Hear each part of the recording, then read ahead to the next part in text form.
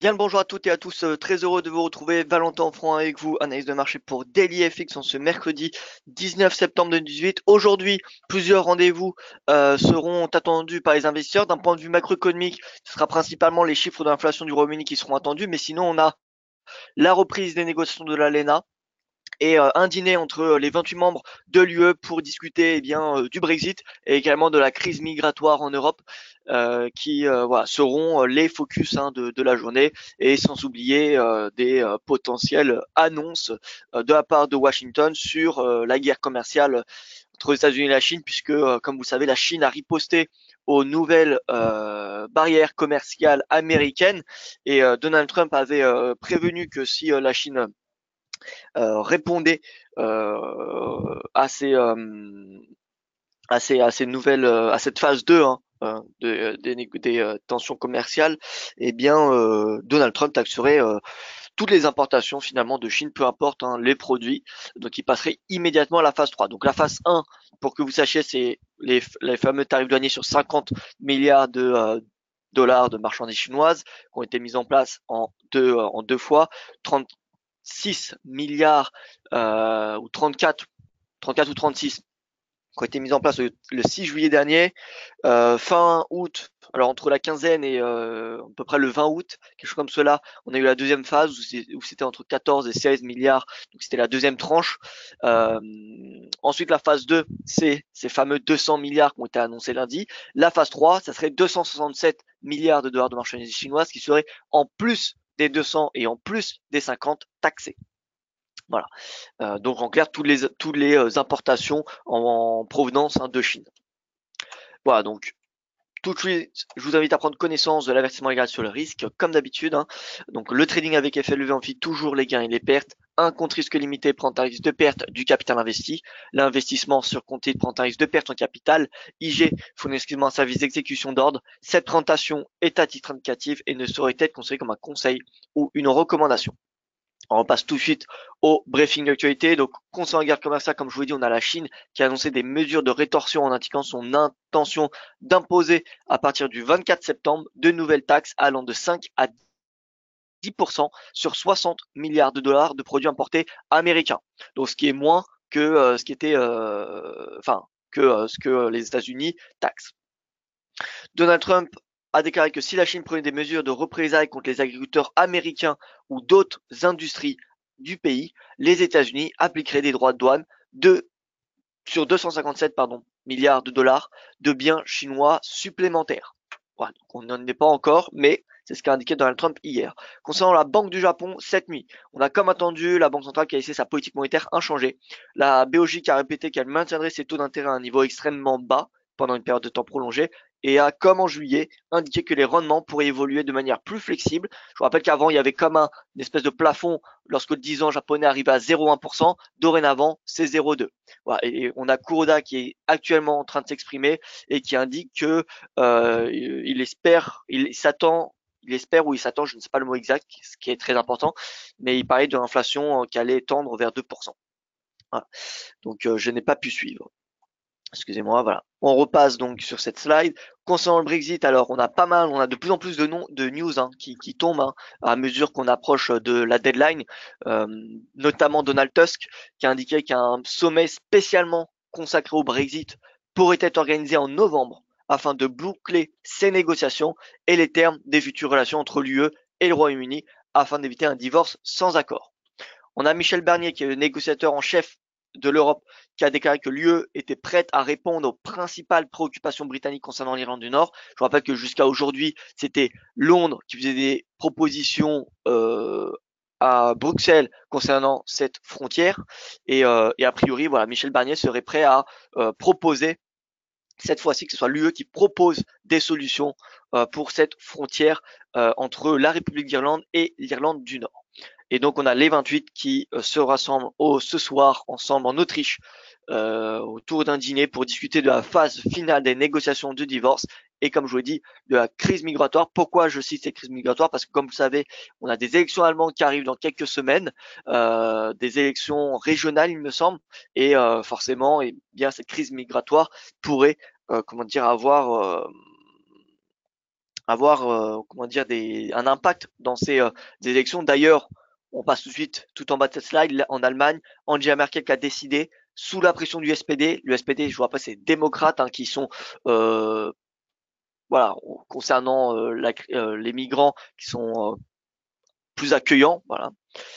Donc Angela Merkel qui a décidé de démettre de ses fonctions le chef du renseignement allemand accusé de collusion avec l'extrême droite. Voilà, donc il sera finalement secrétaire au ministère de l'Intérieur. Donc très important cette crise migratoire, surtout en Allemagne, qui a un poids, on l'a vu en début d'année, assez important dans le gouvernement, dans les élections.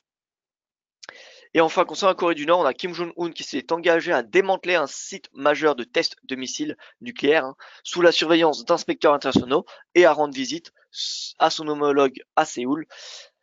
Voilà, on a les deux pays qui ont également signé un pacte de non-agression militaire parce que vous savez que la Corée du Nord n'est pas terminée. Il y a un armistice depuis 1953, mais la Corée du Nord en soi n'a pas été officiellement terminée. Il y a toujours une zone démilitarisée, pardon.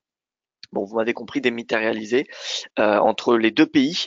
Et on a d'ailleurs Pyongyang qui demande une déclaration officielle des États-Unis pour marquer la fin de la guerre de Corée. Voilà. Donc demande de Pyongyang, est-ce que ça va être accepté par Washington? Voilà, Pyongyang qui critique un petit peu la situation, le contexte que voilà, la Corée du Nord doit fermer ses tests nucléaires, ses sites nucléaires sans contrepartie. Donc voilà, la Corée du Nord, Kim Jong-un notamment souhaite également que les États-Unis et la Corée du Sud fassent des concessions. Concernant le résumé de la séance américaine des Asiatiques, on voit qu'on a eu un marché à action américain qui a rebondi parce qu'on a eu plutôt une séance rouge en début de semaine lundi. Le DXY qui a encore baissé malgré un rendement du 10 ans américain qui a inscrit un plus haut depuis le mois de mai à 3,05%. Donc ce rendement qui est en haut, c'est-à-dire que le marché obligataire est vendu, ce qui veut dire qu'il y a de l'appétit pour le risque. Voilà, on a le yen index qui est dans le rouge, le gold, le nickel, le Shanghai Composite qui sont dans le vert. Et concernant le calendrier macroéconomique, donc on voit déjà la balance commerciale du Japon, qui a légèrement, qui a le déficit qui a continué à progresser. On a une hausse des importations, une hausse des exportations. Ce matin, 10h30, l'inflation, les chiffres de l'inflation du Royaume-Uni, avec notamment l'IPCH attendu en légère baisse, 2,2%. L'IPC Core qui est attendu à 1,8, donc également en baisse. Voilà, donc si c'est baisse, si c'est ralentissement plutôt de l'inflation, c'est synonyme de baisse pour la livre sterling. Et à 14h30, nous aurons des chiffres sur les chantiers aux États-Unis, les mises en chantier et les permis de construire. Et enfin, un discours de Draghi, vous voyez à 15h. Bon, rien de très important pour ce discours. Je ne sais pas, ça sera sur quel thème d'ailleurs. Nous allons regarder ça tout de suite, mais voilà, ça va être un peu, à mon avis, comme hier à Paris où c'était sur l'union bancaire. Donc voilà, c'est pas quelque chose qui est synonyme de volatilité sur les marchés. Voilà, donc on regarde tout de suite weekly schedule. Wednesday, voilà, 19 septembre, 10h. Non, c'est pas 10h. Mario Draghi, voilà. Donc c'est à Berlin. Making Europe Economic Union Work. Donc voilà. Vous voyez, c'est faire de l'Europe une union économique qui fonctionne. Donc bon, peu de chance que ça soit synonyme de volatilité. Voilà, donc je ne sais pas ce qui se passe sur ma plateforme. Vous voyez que l'affichage est assez important. J'ai touché quelques paramètres hier et voilà, c'est assez gros. Je ne sais pas ce qui se passe. Bon, c'est pas grave. C'est pas plus important. Plus important, c'est nos graphiques. Alors, je vais regarder la boîte de dialogue. Alors, comme vous avez pu constater hier en quittant le webinaire, j'ai mis en place une enquête, un sondage lorsque vous sortez de ce webinaire, lorsque ce webinaire prend fin, avec notamment quelques questions. Il me semble qu'il y en a seulement 3. Donc voilà, si vous pouvez y répondre, ça m'aidera avec l'équipe entière de DailyFX France de pouvoir améliorer notre contenu et être beaucoup plus spécifique à ce que vous, chers auditeurs, souhaitez. Alors bonjour Didier, j'espère que vous allez bien. Raymond, que j'ai également, Frédéric, François, de même, Franck, bonjour à vous. Didier, vendredi j'irai au salon du trading à Paris. Or dans la liste exposants il n'y a pas IG. Savez-vous s'il y aura un stand peut-être que la soirée de demain soir à Paris où j'irai aussi remplacer le salon ou remplace pardon le salon. Alors je ne pense pas qu'IG soit présent. Alors au salon du trading, euh, alors salon du trading. On va salon du trading et on va tout simplement dans alors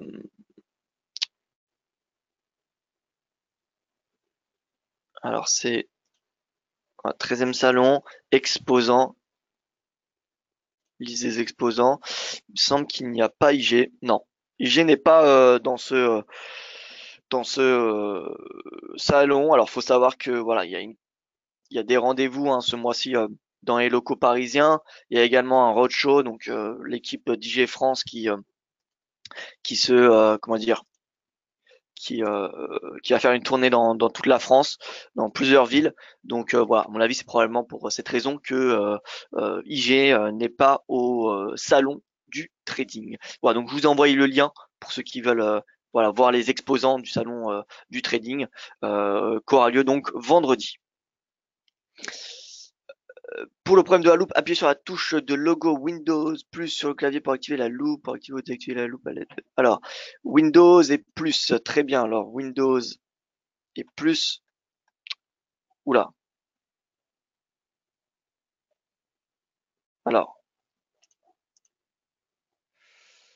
alors, voilà. Alors, j'espère que c'est cela.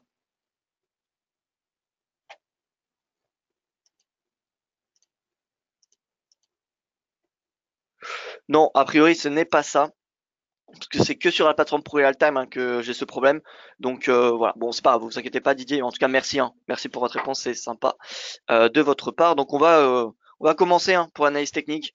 On va commencer tout de suite. Donc on voit troisième séance où le marché, où en fait la réaction du marché est totalement différente de ce qu'on connaît depuis le début du conflit commercial, depuis en fait le mois de mars, lorsqu'on a eu le début du conflit des différents commerciaux voilà, entre Washington et Pékin. On a quoi? On a l'AUD, le NZD, en fait les deux Miss Commodities qui sont énormément sous pression, et à l'inverse le dollar et le yen qui surperforment. Là, depuis le début de la semaine, c'est l'inverse, alors qu'on a 200 milliards de dollars qui sont de marchandises chinoises qui seront taxées à partir de la semaine prochaine.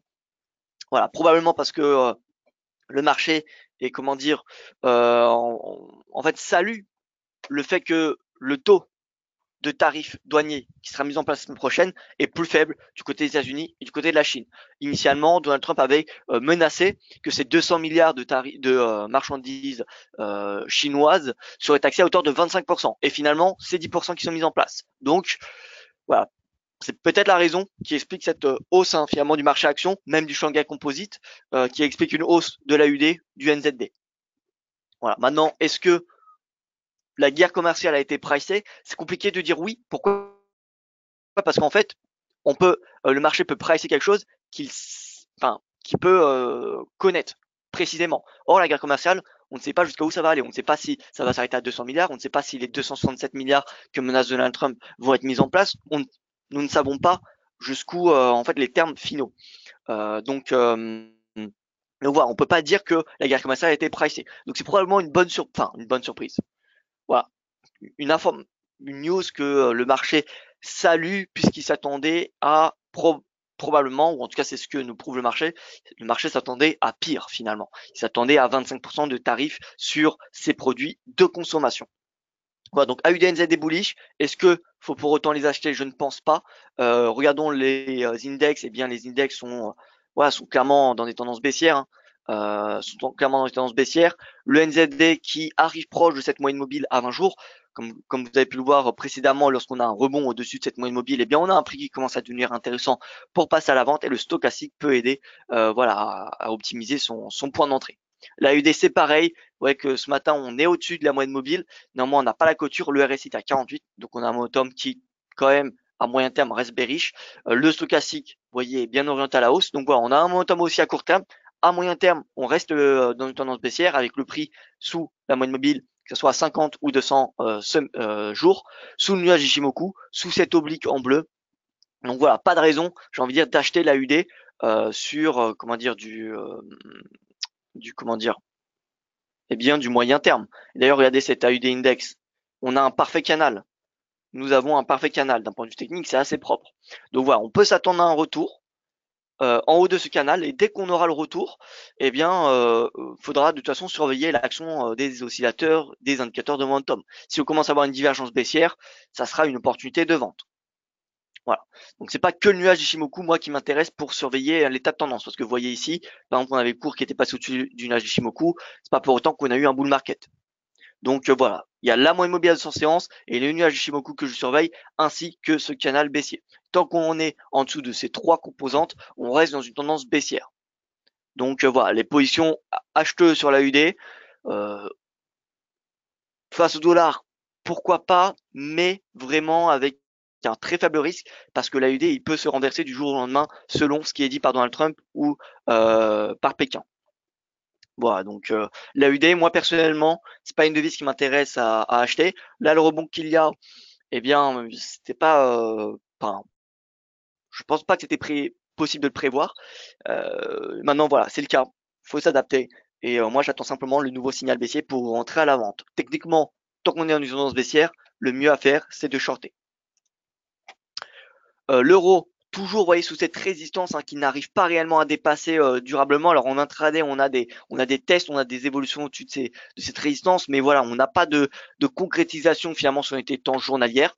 Le GBP sous pression entre la moyenne mobile, vous voyez, à 200 séances et le nuage d'Ishimoku. Donc voilà, là on a une zone, on va dire, pas d'incertitude, mais où le momentum pourrait ralentir, où en fait on pourrait avoir une légère baisse avant un nouveau rebond important de la livre sterling. Donc l'indicateur RSI sera à surveiller parce que vous voyez là il a atteint un pic. Est-ce qu'on a fait le sommet ou est-ce que voilà c'est une simple temporisation avant d'un nouveau plus haut? Eh bien la réponse dans quelques séances. Le franc, alors prudence, on a une divergence baissière, on a la BNS demain, donc voilà, prudence pour le franc suisse. Je n'exclus pas l'hypothèse d'une baisse, loin de là, même si on met un disparity index, vous voyez que là l'écart relatif entre le cours et la moyenne mobile à 200 séances est quand même assez important. Qu'est-ce que nous indique le disparity index? Il nous indique également l'état du momentum. Un disparity index trop important, c'est comment dire, de l'émotion. Plus le disparity index est important, en fait, plus l'écart relatif est important, plus on va dire que le marché est dans une phase émotionnelle. Et là, vous voyez que le disparity est à un plus haut depuis août 2015. Donc voilà, qui dit phase d'émotion dit forcément une correction. Donc la dernière fois où on avait eu, donc août 2015, vous voyez qu'ensuite on a eu une baisse ici. On avait eu une envolée et ensuite la baisse. Donc je ne dis pas que ça va être la même chose, mais en tout cas de l'émotion dans les marchés l'émotion est toujours corrigée. Donc plus le disparity index entre le prix et une moyenne mobile à long terme est élevé, et plus on a une phase en fait qui n'est pas rationnelle. On a un prix qui n'est pas comment dire, qui va revenir en fait sur un prix médian. Il faut voir le cours comme évoluer autour d'un prix médian qu'on ne peut pas voir, mais le disparity index permet de voir, on va dire comment dire un écart qu'on peut estimer comme non parfait. Voilà. Donc l'USD Index, vous voyez la perspective baissière qu'on y réfléchit depuis pas mal de semaines, pour ceux qui me suivent maintenant depuis longtemps, et d'ailleurs je souhaite vous remercier pour votre fidélité. Mais voilà, depuis je pense le mois d'août, on a une perspective baissière, ou en tout cas moi personnellement j'ai une perspective baissière qui se construit de plus en plus à mesure que le dollar échoue à dépasser cette oblique en rouge sur le prix. Vous voyez celle-ci, le haut du canal. Et voilà, ce qui manque en fait, c'est davantage de signaux baissiers. Bon, on a déjà une divergence, on a un RSI sous 50, on a même un RSI qui est proche de ses plus bas depuis le mois de mai. Si le prix passe en dessous de son nuage Ishimoku, ce sera un nouveau signal baissier. Mais on a déjà le DXY, regardez, DXY, bon, sur support. Si on a un breakout, signal baissier. On a un RSI à 41, un stochastique à 20, le prix sous le nuage Ishimoku. Donc voilà, on a quand même la situation du dollar d'aujourd'hui et ce qu'on avait il y a 2 mois n'a rien à voir. Il y a 2 mois, on avait un momentum haussier important. Là, on peut voir que sur les différents indices dollars, en fait, on a un momentum qui commence, qui est en début de baisse. Alors, est-ce que c'est une phase de correction qu'on va avoir, une correction pour les prochaines semaines avant un nouveau bull market du dollar, ou est-ce qu'on a fait un top sur dollar et on va avoir une baisse? Moi, personnellement, je table plutôt sur le second scénario. Pourquoi? Parce que on a le marché tout simplement qui price 4 hausses des taux cette année, donc encore 2 d'ici la fin de l'année. Certes, la probabilité a légèrement réduit depuis la semaine dernière, mais voilà, on a toujours le scénario de 4 hausses des taux qui est privilégié par les investisseurs. Donc, pour que le dollar progresse à nouveau, faudrait une nouvelle surprise de la part des investisseurs, enfin une nouvelle annonce, quelque chose sur lequel le marché pourrait pricer. Concernant la Fed, eh bien, faudrait une accélération du rythme de hausse des taux pour que le marché continue en fait, pousse le dollar encore plus haut. Est-ce que la Fed va accélérer son rythme de hausse des taux? Je ne pense pas. Déjà 4 hausses des taux en 2018, 4 en 2019, 3 ou 4 en 2019, c'est quand même très important. Donc ça m'étonnerait que voilà, on ait à nouveau une accélération du rythme de hausse des taux de la Fed. Donc c'est pas ça qui va permettre une hausse du dollar. Ce qui permettrait une hausse du dollar, c'est quoi? C'est finalement une inflation qui s'emballe. Si on a une inflation qui s'emballe, alors on va avoir la Fed qui sera obligée d'augmenter son rythme de hausse des taux. Et l'inflation, comment elle peut s'emballer? Eh bien, par les tarifs douaniers. Tarifs douaniers, je vous rappelle que ça a des pressions inflationnistes importantes. Alors, important. Je souhaite, attention, c'est peut-être pas le bon mot important, mais voilà, fait à des pressions inflationnistes, les tarifs douaniers. C'est pas ça qui va, c'est pas ça qui ne devrait créer une envolée d'inflation, mais c'est un facteur de soutien. Voilà. Maintenant, je pense que ça a été déjà intégré dans les prix. Donc, voilà, je vois peu de facteurs qui permettraient une accélération du rythme de hausse des taux de la Fed. Et en fait, j'en vois aucun. Je pense que tout a été pricé. Donc, c'est pour ça que j'ai une perspective techniquement qui est en baisse, mais fondamentalement également. Et c'est pour ça que j'envisage un retour de l'euro à 1,20 d'ici la fin de l'année. Le JBP-USD, je le vois bien revenir à 1,35, voire même un peu plus haut. L'USD Yen 108, l'USD CAD autour des 1,26. Alors, je regarde les questions. Questionnaire fait hier pour le problème de la loupe. Alors non, ça c'est bon, j'ai déjà répondu. D'ailleurs, merci pour avoir répondu au questionnaire. Pourriez-vous tenir compte de cette réponse à la fin de l'enquête, vu que je ne sais plus les termes exacts, mais que ça reflétait bien ma situation, dit Raymond. Alors oui, de toute façon, cette enquête va m'être extrêmement utile pour adapter mon contenu et notre contenu à DailyFX France. Donc ne vous inquiétez pas, cette enquête, si je la fais, c'est vraiment pour lire chacun de vos commentaires. Donc voilà, cette enquête va durer à peu près 2 semaines. Donc il n'y aura pas de comment dire euh, de changement qui sera adopté d'ici là. Donc voilà, prenez le temps de répondre. Si ce n'est pas aujourd'hui, ça peut être demain, ça peut être la semaine prochaine. Il n'y a aucun souci. Ça permettra voilà, de travailler sur des projets. Par exemple, sur des articles éducatifs peut-être plus souvent, parce que je pense que voilà, des articles éducatifs, c'est finalement ce qui est, enfin, je ne sais pas. Moi, j'imagine que ça peut être, ça peut vous intéresser. Alors, à mon avis, il y a presque tout qui est intéressant de l'analyse d'actualité des articles éducatifs, mais bien évidemment, on peut pas faire tout, tout en masse. Donc, voilà, faut se focaliser sur un sujet en particulier. Est-ce qu'il faut plus d'analyse? Est-ce qu'il faut plus d'articles éducatifs? Est-ce qu'il faut plus d'actualité? Est-ce qu'il faut plus de webinaires? Voilà. C'est un petit peu ça que j'attends, en fait, de cette enquête. C'est finalement vraiment savoir vos attentes de DLFX, s'il devait y en avoir qu'une seule, quelle serait la mission pour vous, l'objectif de DailyFX France. Voilà. Puisque par exemple, moi, l'actualité financière, bon, l'actualité, honnêtement, on peut en trouver un peu partout, sur tous les sites financiers en France, il y en a partout. Si on veut des chiffres sur l'inflation, on veut un compte rendu de l'inflation, pas besoin d'aller sur DailyFX pour en trouver. Vous pouvez aller sur n'importe quel site, vous trouverez un rapport. Donc, moi, je pense pas que la force de DailyFX, ça soit l'actualité, on va dire fondamentale. Je pense plus que ça soit l'analyse et les sujets éducatifs. Maintenant, peut-être que je me trompe, et c'est pour cela également que je vous demande.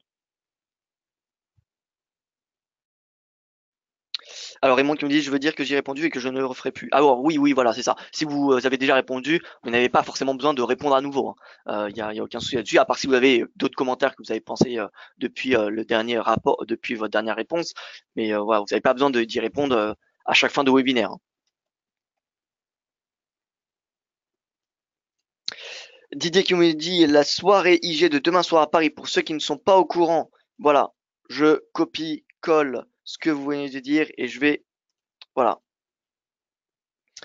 Voilà, donc Didier qui nous dit le roadshow. Ne pensez-vous pas que EuroUD pourrait aller flirter avec sa MM20 vu qu'elle brise la 100 MM200? Alors je pense que le bull market de l'AUD actuellement est assez limité dans le temps. Parce qu'encore une fois, la guerre commerciale, si on se fie sur la réaction du marché des 6 derniers mois, c'est baisse de l'AUD. Certes, depuis le début de la semaine, ça fait 2-3 séances où on a l'AUD et le NZD qui surperforment alors qu'on a une escalade des tensions commerciales. Donc soit on, on adopte le fait que le marché a changé de façon de réagir, ou soit on estime que la phase actuelle c'est une phase temporaire et qu'on va retrouver les tendances qu'on a connues ces derniers mois sur les marchés, c'est-à-dire baisse de l'AUD, baisse du NZD dans un contexte d'escalade commerciale. Donc moi personnellement cette hausse de l'AUD et de l'NZD me semble assez limitée dans le temps. Par contre, voilà, l'euro, bien vous savez, si on a une baisse du dollar, le premier bénéficiaire de la baisse du dollar, c'est l'euro. Donc voilà, l'euro UD, on peut avoir une baisse. On peut avoir une baisse. Et d'ailleurs, c'est ce qu'on a. Ouais, sur du 4 heures. Sur du 4 heures, c'est ce qu'on a depuis les 1,6350. D'ailleurs, vous voyez que la zone de prise de bénéfice a été quand même assez importante, même assez bien respectée. Donc là, on a un retracement, on est à la moyenne mobile à 20 jours. Ça peut retracer jusqu'à 38, voire 50%. Maintenant, de là à venir chercher la moyenne mobile à 200 séances, ça me semble assez loin quand même, hein. Ça me semble assez loin. Donc voilà, j'envisage plutôt dans une tendance haussière, voilà, un retracement de 38-50% de la tendance. C'est possible qu'on revienne chercher les 1,60. Et si on vient chercher les 1,60, il faudra chercher des signaux. En fait, il faudra commencer à s'intéresser à nouveau pour passer à l'achat, puisqu'on est dans une tendance haussière. Tendance haussière illustrée par la moyenne mobile à 200 séances, mais également le nuage Ishimoku. Voilà, donc l'euro UD, oui, baisse, tout comme l'euro NZD. De toute façon, depuis le début de la semaine, encore une fois, c'est les deux devises qui surperforment le marché, c'est l'AUD, le NZD. Voilà. Donc on a une baisse de toutes les paires toutes les devises face à l'AUD et le NZD. Donc l'AUD NZD, vous voyez, face à l'euro, potentiel baisse du prix euro NZD jusqu'à allez 1,7550. Et vers cette zone, il faudra s'intéresser aux signaux haussiers pour se repositionner à l'achat si on estime bien évidemment que l'escalade des tensions commerciales entre Pékin et Washington va faire pression à nouveau sur la UDLNZD, ce qui n'est pas le cas, je vous rappelle, depuis le début de la semaine. Euro-dollar en légère hausse, plus 0,12%. Vous voyez que l'euro dollar flirte avec les 1,17. Hier, on a presque atteint à nouveau les 1,1733. On voit qu'on a une résistance, hein. Ça fait quand même 2 séances, alors pas consécutives, mais vous voyez que le prix bute à 1,1720. Donc voilà, l'objectif 1,1733, il peut être un petit peu comment dire, diminué. C'est-à-dire 1,1720 si on veut un objectif un peu plus court terme. Bon, c'est qu'une différence de 10 pips à peu près, donc c'est pas non plus considérable, hein, cette baisse de l'objectif. Mais voilà, on voit une résistance qui correspond au R hebdomadaire, qui était déjà une résistance la semaine dernière et qui est la résistance à 1,1720. Donc si on a une hausse, voyez en intraday, au lieu de viser en intraday, je dis bien les 1,1733, c'est possible plutôt de viser les 1,1720. Ça sera un peu plus adapté. Ça évitera finalement de louper son take profit de quelques pips. Maintenant, en swing trading et moyen terme, les 1,1733, c'est le premier scénario. Donc voilà, c'est le premier scénario, le premier objectif. Le deuxième sera les 1,1852. Et encore une fois, tant que le dollar, notre dollar index équipondéré ne dépasse pas cette oblique baissière, eh bien la pression sur le dollar reste importante sur du moyen long terme. Et du coup, tant que le dollar est sous cette résistance, moi personnellement, je préfère shorter le dollar. Et c'est qu'en cas de clôture en dehors de ce canal, c'est-à-dire une sortie par le haut, que j'invaliderai les stratégies vendeuses sur le dollar, que ce soit face à l'euro, face au GBP, face au yen ou face au CAD. Voilà, donc euro-dollar, direction 1,1733 en swing trading. À court terme, on vient chercher les 1,1720 les chiffres de l'inflation du Royaume-Uni qui seront publiés dans 1 heure maintenant pourraient être un facteur de soutien pour l'euro. Parce que je vous rappelle, dans GBP-USD, c'est 10% du DXY. Donc si on a des très bons chiffres de l'inflation du GBP, de l'inflation du Royaume-Uni, c'est hausse du GBP, donc un DXY sous pression et donc un euro qui va monter. Voilà. Et à l'inverse, si on a des chiffres décevants de l'inflation britannique, l'euro devrait un petit peu se fragiliser. Je ne dis pas que l'euro va baisser, hein. Je ne dis pas que ça va renverser la tendance de l'euro en intraday, mais ça va pas être un facteur de soutien.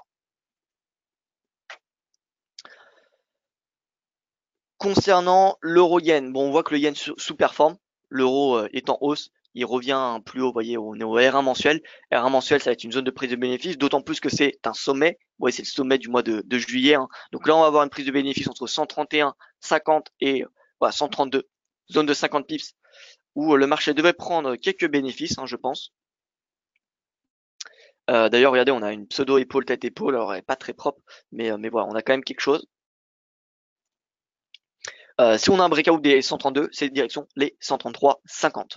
À noter que notre yen index, voilà, certes le yen baisse, mais regardez ce yen index, il arrive en bas de son range. Donc, c'est peut-être la fin de la baisse du yen à court terme. Voilà, donc prudence sur les stratégies short du yen. Si vous êtes à la vente sur le yen, voilà, faites attention parce qu'on pourrait arriver à la fin de la tendance baissière du yen.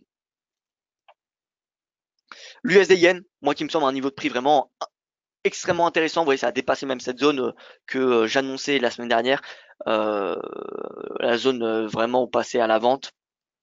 Donc voilà, là on est un plus haut, vous voyez, depuis le mois de juillet. Honnêtement, le prix actuel, d'un point de vue ratio risque-rendement, me semble extrêmement intéressant. C'est-à-dire viser les 110 à court terme, enfin court moyen terme, et un stop. Bon, là c'est par contre c'est voilà, le stop, on peut le mettre. Il y a plusieurs possibilités. Soit on met un stop au-dessus du récent sommet, ça fait voyez, un stop de 90 pips pour 230, ça fait un ratio de rendement supérieur à 2. De tête, ça fait du 2,5, 2,4, 2,5, ce qui est pas négligeable, hein. Voilà, donc l'USDN, moi, me semble extrêmement intéressant pour passer à la vente. Tac, alors il me semble qu'on avait mis une flèche. Vous voyez, on était lundi, on avait parlé d'une vente et on a eu un nouveau sommet. Donc, voilà, je pense que la plupart qui sont rentrés à la vente ce lundi 17 septembre ont malheureusement été stoppés. Bon, ça arrive, hein. Ça arrive. Maintenant, c'est pour ça que c'est indispensable d'avoir un stop, un take profit, dans le but d'avoir un ratio risque-rendement toujours supérieur à 2. Donc voilà, donc là, le prix actuel, vous voyez, on a un stochastique. En fait, ça me fait penser à une divergence. Je pense que si on met un RSI, la divergence sera beaucoup plus nette. Allez, voilà, la divergence.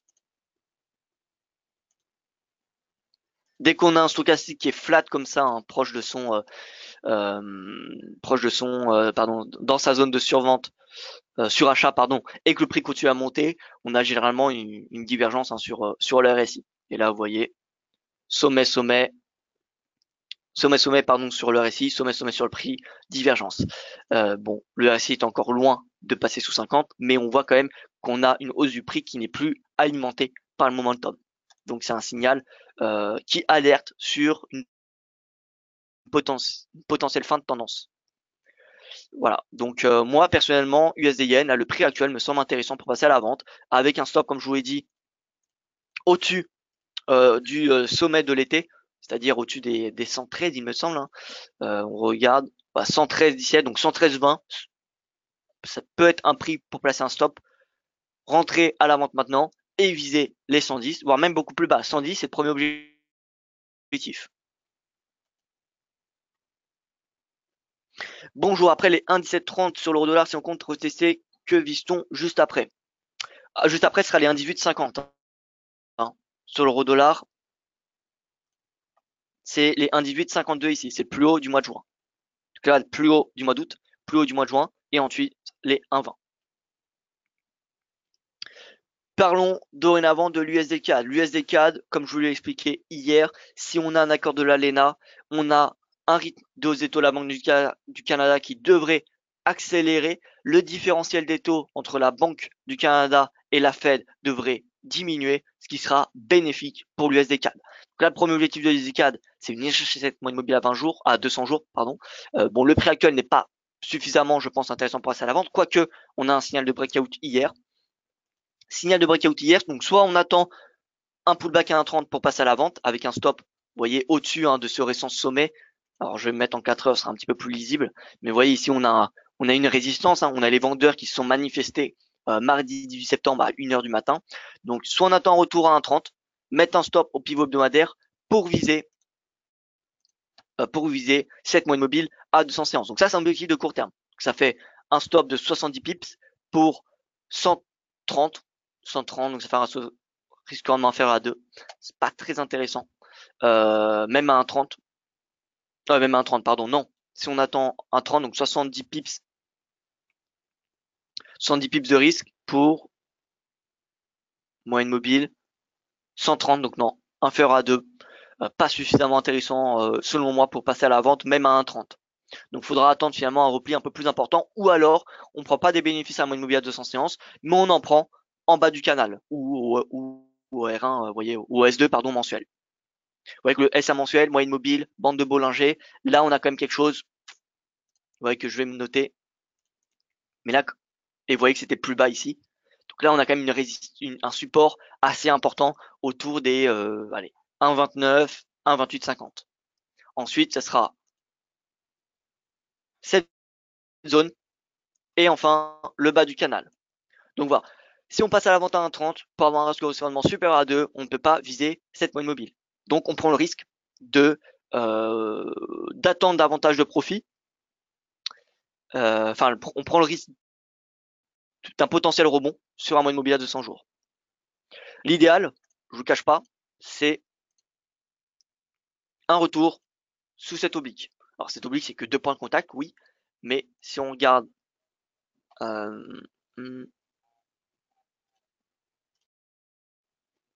d'ailleurs, attendez, on va mettre juste ce canal. Voilà, ce canal, ça va aider en fait à y voir un petit peu plus clair sur la vitesse de la possible baisse. Si on reste avec ce momentum, on va avoir un retour en bas du canal d'ici la fin de l'année. Bas du canal de haussier.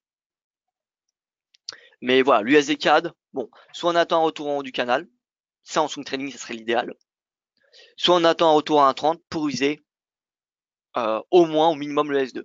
Mais un moyenne mobile à 200 séances ne peut pas être un objectif si on veut avoir un ratio risque rendement supérieur à 2, tout en shortant les 1,30. Voilà, donc c'est à vous de voir aussi de votre côté. Mais moi personnellement, en tout cas, que ce soit court, moyen ou long terme, je suis baissier sur le SD-CAD.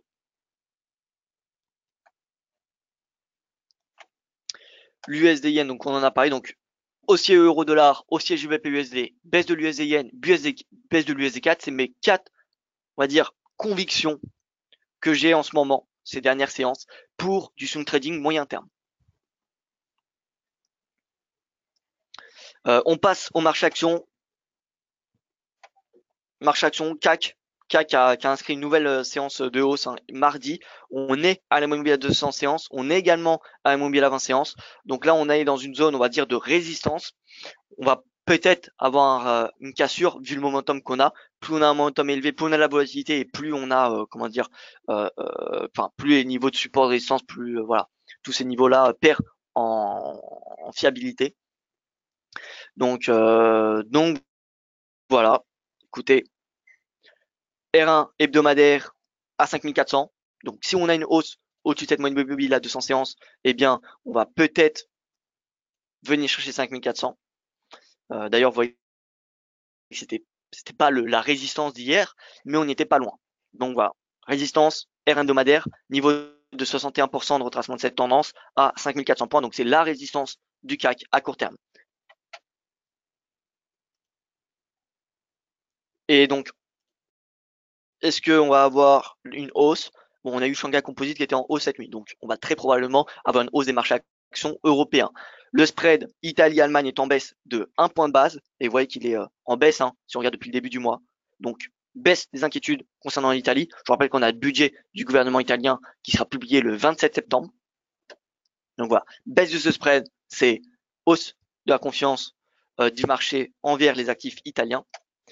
On a des matières premières qui sont globalement en hausse, donc ça c'est bon pour les marchés actions.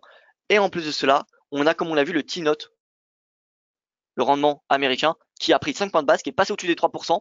Donc, marché obligataire qui est vendu, ce qui est signe d'appétit pour le risque. Donc voilà, à court terme, les indicateurs tablent sur une hausse des marchés actions, mais voilà, il faut bien comprendre que la réaction actuelle des investisseurs n'est pas très logique au vu de l'escalade de la guerre commerciale. Et là, d'un point de vue volume, on voit que la résistance, donc on a une résistance importante autour des 12 400, là encore. 12 400 sur le DAX et sur le CAC, bon, on est au prix ici, et là on voit on a une résistance à 5 390. Ça ressemble à, regardez ici ce volume, 5 390, c'était la résistance d'hier finalement. C'était la résistance d'hier. Donc voilà, résistance, tac, entre 5 390 et 5 400.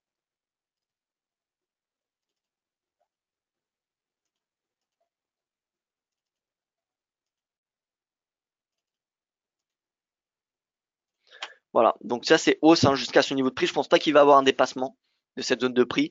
Après tout est possible hein, parce qu'on est dans une tendance haussière, donc dans une tendance haussière depuis le début de semaine.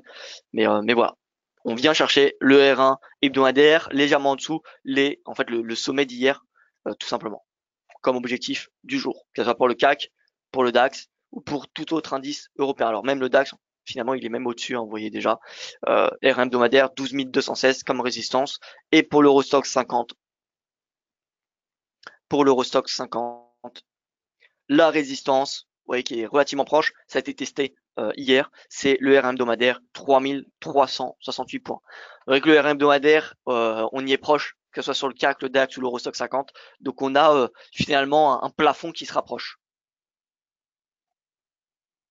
Pour ce qui est des commodities, alors déjà le Nasdaq, Nasdaq, on en avait parlé hier, et on avait parlé du fait qu'on est dans une tendance haussière, et malgré le repli qu'on avait eu lundi, eh bien voilà, c'est pas une raison pour shorter. Et vous voyez que la moyenne mobile à 50 jours fait encore une fois office de support. J'ai écrit un article là-dessus hier, mais vous voyez, support ici, support, cette moyenne mobile en verte, hein, support, support.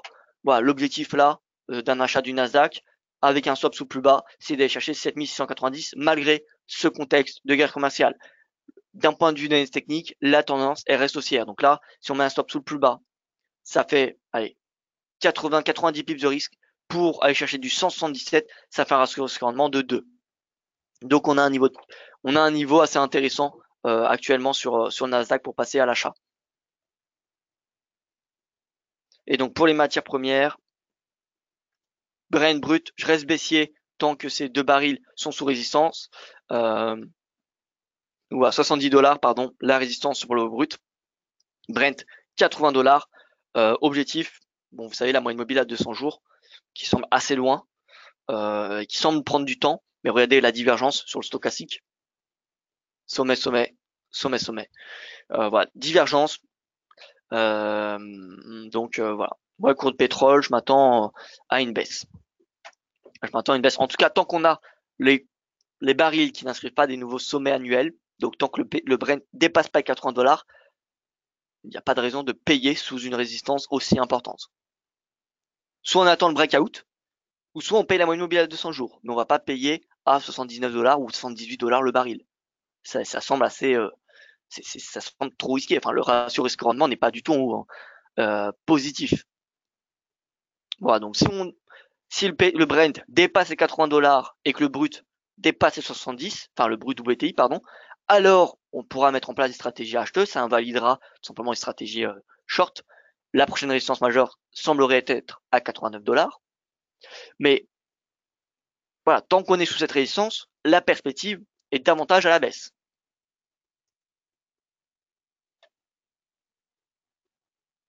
Alors, brut en UT 1 heure et UT 15, brut WTI 1 heure, bon, hausse, on a les stocks de pétrole cet après-midi. à mon avis, ça va être haussier. On a des cours de matières premières qui sont en hausse, donc il y a des chances que ce soit haussier. En plus, on a priori l'OPEP qui ne prévoirait pas d'augmentation de sa production malgré la potentielle baisse de celle de l'Iran, hein, vu en raison des sanctions commerciales américaines qui entreront en vigueur, enfin une seconde vague qui entreront en vigueur le 4 novembre contre l'Iran. Donc voilà, c'est pour ça qu'on a eu ce massif chandelier haussier hier. C'est parce que on a eu un rapport selon lequel l'OPEP n'augmenterait pas sa production pour compenser la baisse de celle de l'Iran. Voilà.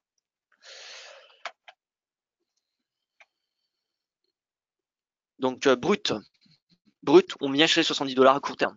On peut même le dépasser. Vous voyez qu'on a eu un petit excès mardi, on a eu un petit excès mercredi la semaine dernière. Vous voyez vers cette zone, c'est possible qu'on le dépasse en intraday, mais la résistance c'est 70 dollars à court terme. Et tout va dépendre des stocks de pétrole, hein, j'ai envie de dire. D'ici les stocks de pétrole, à mon avis, on va se stabiliser sous 70 dollars. Et ensuite, tout va dépendre des stocks. Soit si on a un déficit, une baisse des stocks, on va avoir une hausse forcément du brut. Et à l'inverse, si on a une hausse des stocks de pétrole, on va avoir un retour au pivot hebdomadaire.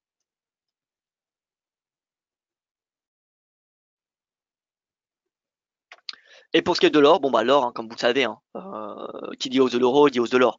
Moi, l'or, niveau de support qui m'intéresse, c'est le pivot mensuel, c'est 1195 dollars, dans ce contexte où le dollar est sous résistance. Donc tout retour à cette zone, 1195, est selon moi un niveau de prix assez intéressant pour passer à l'achat et viser eh bien, les 1214, qui est l'équivalent des 1,1733 sur l'euro dollar, c'est-à-dire le sommet d'août. Ouais, sommet d'août, 1214 sur l'or, sommet d'août pour l'euro dollar qui est à 1,1733 et qui ont été inscrits en même temps. 28 août pour l'euro dollar et pour l'or 28 août également. Donc voilà, les 1,1733 sur l'euro dollar, ça correspond au 1214 sur l'or. Et moi je m'attends à un retour de l'or à 1214. Alors pourquoi il sous-performe cet or? Pourquoi l'or n'est pas aussi proche de son sommet d'août que l'euro dollar? Eh bien, probablement parce qu'on a un certain degré d'appétit pour le risque, hein, depuis quelques séances, ce qui ne permet pas une hausse massive du cours de l'or. Mais le simple fait que le dollar soit baissier et dont, en tout cas moi j'ai une perspective baissière, me semble suffisant pour payer l'or. Et à terme viser ouais, 1138. GBP-USD est dans un canal haussier à partir de 1,28 en 4 heures sur ce canal, des points de touche haute et basse. Qu'en pensez-vous? Alors regardons cela. 4 heures. Ah oui, joli canal, hein. Joli canal. Depuis les 1,28. Ça doit être ici. Alors le canal. Alors déjà, à noter ici, ça va être le scénario en cas d'une baisse importante. Et regardez d'ailleurs, si on trace cette parallèle,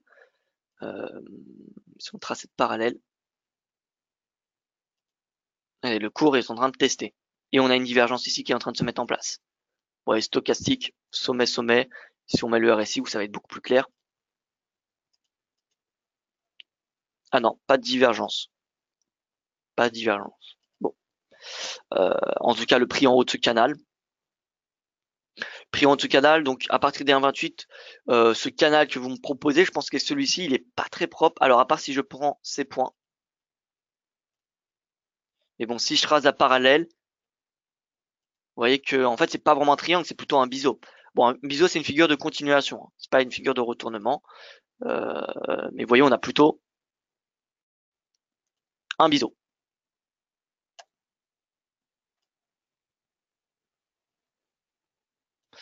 Voilà. Donc cette analyse technique suggère une baisse, surtout que voilà, donc, techniquement on est horaire mensuel, on est horaire hebdomadaire, c'est la première fois qu'on teste ces deux seuils. Voilà, c'est fortement possible que les traders à court terme et de swing trading prennent des bénéfices à ces niveaux des points pivots. Donc une petite baisse, un retour peut-être à un 30-50 avant une nouvelle hausse. D'ailleurs, donc là, on va prendre mince. Voilà, retracement de Fibonacci, 38-50%, vous voyez, c'est la zone, hein, entre 1,35 50 et 1,30. 1,30-50, 1,30, c'est la zone pour les swing traders à acheter. C'est un peu l'équivalent des 1,15, 1,1550 sur l'euro dollar. Et c'est l'équivalent des 1195 dollars sur le gold. Enfin, c'est la zone en tout cas qui me semble être similaire. Voilà, donc ça, on peut l'enlever, ça a été atteint cet objectif. Hop. Donc en tout cas là, on est sous résistance. Si on a une clôture journalière, oui, clôture journalière au-dessus du RR mensuel, ça sera un signal de breakout et ça signalera un momentum haussier encore très important à court terme et on pourra envisager un retour cette fois-ci au R2 hebdomadaire. Mais tant qu'on est sous cette résistance, qui est une double résistance, je vous rappelle, une résistance pour les les day traders avec le R1 hebdomadaire et les swing traders avec le R1 mensuel. Donc, on va peut-être avoir des prises de bénéfices et tant qu'on est sous cette zone, eh bien c'est pas le moment d'acheter. J'ai envie de dire c'est trop, le ratio de rendement n'est pas du tout en faveur d'une hausse, il est plutôt en faveur d'une baisse tant qu'on est sous cette résistance. Donc attendons au moins un retour au pivot mensuel qui est à 1,3050 avant d'entreprendre une nouvelle stratégie acheteuse sur le GBP USD. Pour ceux qui sont déjà à l'achat, c'est possible de prendre une partie de bénéfices sur R1 mensuel parce que c'était le premier objectif, je vous rappelle, c'était la moyenne mobile à 100 jours, le nuage Ishimoku qui coïncide avec ce R1 mensuel, c'était à 1,32. Maintenant voilà, on est à 1,32, possible petite baisse et ensuite la nouvelle hausse, quelque chose un peu comme cela, vous voyez. Tout va dépendre d'aujourd'hui et demain ce qui va être dit concernant le Brexit, parce que le Brexit c'est le facteur qui a le plus d'impact finalement sur la livre sterling. Donc voilà. Mais en tout cas, on va voir à mon avis quelque chose comme cela, vous voyez, hop, hop, hop, hop, etc., etc. Donc voilà, écoutez, ce sera tout pour ce point de marché. Donc en fait, même perspective, même conviction que hier, c'est-à-dire hausse de l'euro, du GBP, du CAD et du yen face au dollar US. L'AID et le NZD, oui, qui surperforment le marché, mais est-ce que il faut les acheter? Moi, je ne pense pas parce que les réactions ne sont pas réellement, me semblent pas réellement cohérentes dans ce contexte de guerre commerciale. Donc voilà, l'AID et le NZD, je m'abstiens de les acheter et au finalement, je préfère attendre que voilà ces rebonds prennent fin pour les shorter à nouveau. Et voilà, tout simplement. Voilà pour ce point de marché. Merci pour votre attention. À demain. À demain pour mon prochain point de marché. Vous retrouverez, non, pas You Have Nizar aujourd'hui. Par contre, vous me retrouverez à 18h heure française pour un webinaire éducatif. Webinaire éducatif dont je n'ai pas encore de sujet, prévu. Donc je vais travailler dessus aujourd'hui.